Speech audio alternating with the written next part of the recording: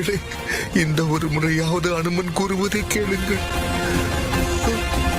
ஒரு நாள் அல்ல ஒரு நாள் இது நடக்கும் என்று நாங்கள் அறிவோம். குட்டிகள் அடையை பாரு, சிங்கத்தை எதிர்க்கும் வல்லமை பாரு.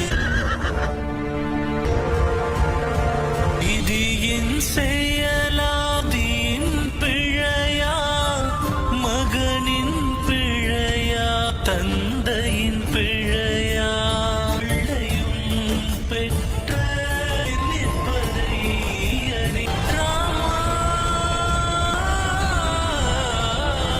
இனியவரே, என்ன உணர்விது? தாங்கள் அருகில் இருப்பதாக எனக்கு ஏன் தோன்ற வேண்டும்?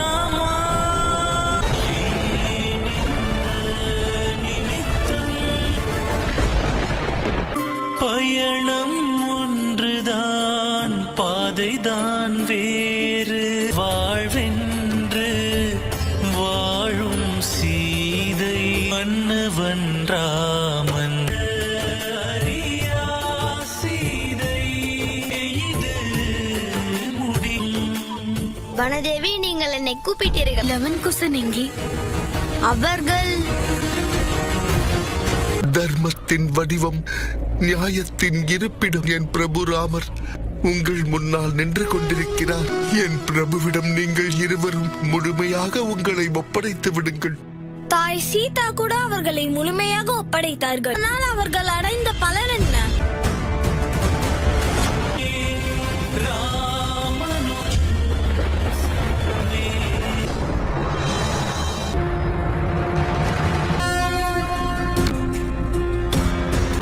உங்கள் இருவரையும் மீண்டும் சந்திக்க வேண்டும் என்று ஆசைப்பட்டேன். ஆனால் இப்படி அல்ல. ராமராஜ்யத்தின் கனவை நினைவாக்குவீர்கள் என்று எண்ணத் தோன்றிய இயலாதவர்களுக்கு உதவி செய்தீர்கள். வருத்தத்தில் இருந்தவர்கள் துயர் துடைத்த அசுர சக்திகளை அழித்தீர்கள். உங்களை சந்திக்க மனம் ஆர்வமாக இருந்தது. என் தம்பிகளையும் உடனிருப்பவர்களையும் காயப்படுத்தினீர்கள். இதையும் தங்களுடைய சதி என்று புரிந்து கொள்ளவா, அல்லது இருவரும் தங்களுடைய தோல்வியை ஒப்புக்கொண்டீர்கள் என்று எடுத்துக் கொள்ளவா? மனதிலும் கேள்வி இருக்கிறது ஐயனே. ராவணனை வதம் செய்து இந்த உலகை காப்பாற்றினீர்கள். அம்மா அகலிகைக்கு விடுதலை தந்து அவர்கள் பெயரை நிலைக்கச் செய்தீர்கள். அது மட்டுமல்ல, நினைவு தெரிந்த நாளிலிருந்து உங்களை தான் கடவுளாக பார்க்கிறோம். ராம கதையை கேட்டு கேட்டே வளர்ந்தவர்கள் வாழ்க்கை வாழ்வதற்கான வழியாகும். ஒருவேளை உங்கள் மனதில் என் மீது நிலையான பக்தி உள்ளதென்றால் எதற்காக என்னை எதிர்த்தீர்கள்? ஏனெனில் கேள்வி நியாயத்திற்கான. ராமாயண கதை உங்களுடையது மட்டுமல்ல ராமா, அதில் இன்னொரு பெயரும் இணைந்திருக்கிறது. இன்றி பிரபு ராமரும் முழுமை பெற மாட்டார். உங்கள் ராமாயணமும் தான். தாய் சீதை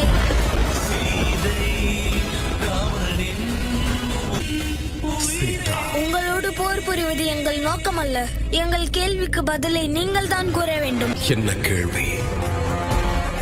இந்த கேள்வி அனைவரின் மனதிலும் இருக்கிறது. பதில் கிடைக்கவில்லை என்றால் ராம கதை என்றுமே நிறைவு பெறாது. கேள்வி என்ன? கேள்வி என்ன? நீங்கள் எதற்காக தாயை பிரிந்து வாழ்கிறீர்கள்? உன்னைத்தான் கேட்கிறேன். லவன்குசன் எங்கே? ஒன்றாகத்தானே இருப்பீர்கள். இங்கு நீ மட்டும் தனியாக இருக்கிறாய். உணவுக்காகத்தான் அவர்களை தேடினேன். பாயசம் செய்துள்ளேன். பாயசத்தை செய்து காத்திருக்கவே கூடாது. பந்திக்கு முந்த வேண்டும், படைக்கு பிந்த வேண்டும் என்று தாம் தானே எனக்கு சொல்லி தந்தீர்கள். அவர்கள் இருவரோடுதான் சாப்பிடுவேன் என்று சொல்லுவாய். என்றும் இல்லாமல் இன்று வழக்கத்திற்கு மாறாக பாயசம் வேண்டும் என்கிறாய். பசி வந்துவிட்டால் அனைத்தும் பஞ்சாக பறந்துவிடும். லவன்குசன், அந்த ராமர். என்ன ராமரா? அதுதான் ராமர் கதை. ராமர் கதையை பாட்டாக பாடுகிறார்கள் என்று சொல்ல வந்தேன். ராமாயண கதையை அவர்கள் இன்னும் தெளிவாக சொல்ல இருக்கிறார்கள். ராமாயண கதையை பாடலாக பாடுகிறார்களா? அவர்கள் இருவருக்கும் தான் ராமாயணத்தின் கதை முழுமையாக தெரியுமே. தெரிந்து கொள்ள வேண்டிய அவசியம் வந்தது. அவர்களுக்கு எல்லாம் தெரியும் அம்மா. ராமரும் சீதையும் திரும்பி வந்தவுடன் என்ன நடந்ததோ அதில் தான் அவர்களுக்கு ஒரு சில சந்தேகங்கள். பதில் சொல்லுங்கள் பிரபு.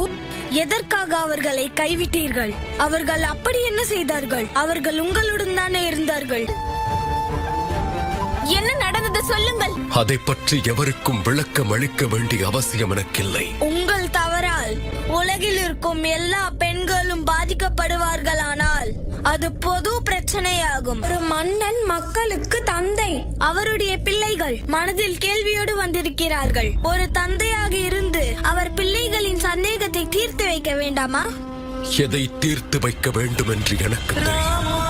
இந்த முடிவை இருவரும் தான் எடுத்தோம். இந்த முடிவு ராமர் அவர்களுடையது மட்டுமல்ல, சீத்தையுடையதும் தான்.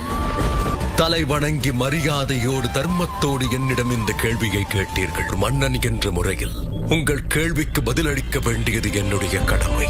அவர்கள் என்றெல்லாம் சொன்னார்களே, இலக்கில் முகத்தை மூடிக்கொண்டு செல்கிறார்கள். நம்முடைய வேந்தன் எப்படிப்பட்டவர் என்று நமக்கு தெரியாதா? மன்னர் அவர்கள் இப்படியெல்லாம் செய்வார் என்று நான் நினைத்து கூட பார்க்கவில்லை. பெண்கள் செய்யும் தவறுகளை மூடி மறைக்கக்கூடாது. இருவருமே அரச வாழ்க்கையை தியாகம் செய்து விடுவோம். அப்படி செய்து விட்டால் பின் கேள்விக்கே இடம் கிடையாது. இருவரும் அல்ல, நான் ஒருத்திதான். எந்த நொடி மன்னர் ராமன் மகாராணி சீதையை கைவிடுகிறாரோ அந்த நொடியே அயோத்தியின் துயரம் தீர்ந்துவிடும்.